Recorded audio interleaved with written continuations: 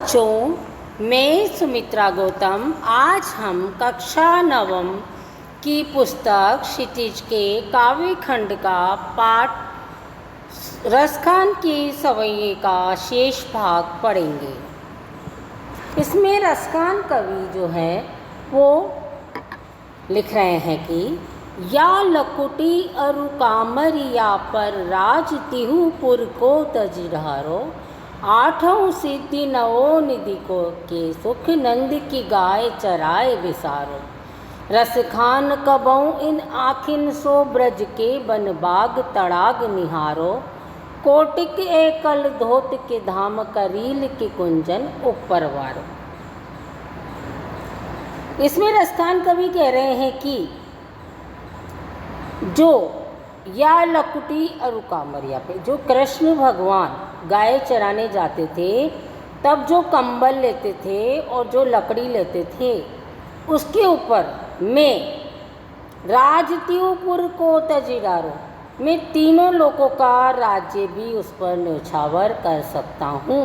अगर मेरे सामने दो चीज़ें रख दे, एक तो रख दे कि कृष्ण भगवान की लकड़ी और कंबल, और दूसरी तरफ रख दे तीनों लोगों का राज, तो मैं उनकी लकड़ी और कंबल लेना चाहूँगा। अर्थात वो उनकी लकड़ी और कंबल ही लेना चाहते हैं और उनके ऊपर तीनों लोगों का राज न्यौछावर करना चाहते हैं। आठों सिद्धि नवो निधि के सुख नंद की गाय चराए बिसारो। तथा रसखान कवि जी कह रहे हैं कि जो 8 सिद्धियां हैं और जो 9 निधियां हैं उनका जो सुख है ना, वो सब में नंद बाबा की गाय चराने वाले श्री कृष्ण पर न्यौछावर करना चाहता हूँ। 8 सिद्धि और 9 निधि का सुख भी त्यागने के लिए रसखान कवि तैयार हैं। रसखान कबो इन आँखिन सो, रसखान कह रहे हैं कि कब मैं अपनी इन आँखों से ब्रज के वन बाग तड़ाग निहारो, ब्रज के वन बाग और तालाबों को देखूंगा। ऐसा समय कब आएगा जब मैं ब्रज के वन, वहाँ के बाग, वहाँ के तालाब जी भर के देखूंगा, उनको जी भर के निहारूंगा। कोटिक है कल धोत के धाम करील के कुंजन उपरवार। तथा मैं ब्रज की जो कांटेदार, करील के कुंजन, ब्रज की जो कांटेदार झाड़ियाँ हैं ना, उनके ऊपर करोड़ों, कोटिक यानी करोड़ों कल धोत के धाम, सोने के महल न्यौछावर करने के लिए तैयार हूँ। जो करोड़ों सोने के महल हैं उनके ऊपर मैं किसके ऊपर न्यौछावर करने के लिए तैयार हूँ, वहाँ की कांटेदार झाड़ियों के ऊपर। आगे देखिए बच्चों, मोर पखा सिर ऊपर राखियो, गुंज की माल गरे पैरोगी, ओढ़ी पीतम्बर ले लकुटी बन, गोधन ग्वारनी संग फिरोगी। भाव तो वही मेरो रस खान सो, तेरे कई सब स्वांग करूँगी, या मुरली मुरलीधर की अधरान धरी अधरान धरूँगी। रसखान कवि कह रहे हैं इन पंक्तियों के माध्यम से कि गोपियाँ कृष्ण का प्रेम पाना चाहती है। क्या पाना चाहती है बच्चों? गोपियाँ कृष्ण का प्रेम पाना चाहती है और वो कृष्ण को पाने की इच्छा और कोशिश का वर्णन इसमें किया गया है। कृष्ण गोपियों का रस आते, यानी उनको पसंद आते हैं, उनके लिए भी अपनी स्वांग करने को तैयार है। कौन? गोपियाँ। कैसे?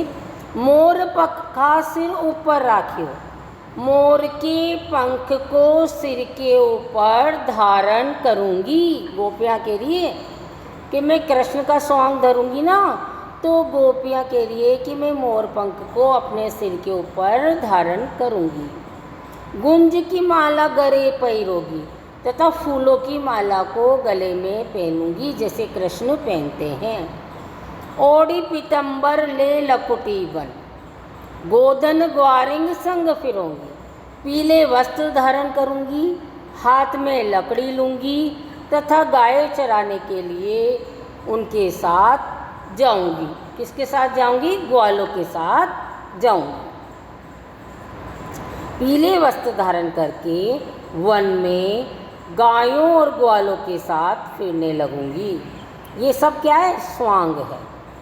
भाव तो वही मेरी रस खान सो, तेरे कहे सब स्वांग करूंगी।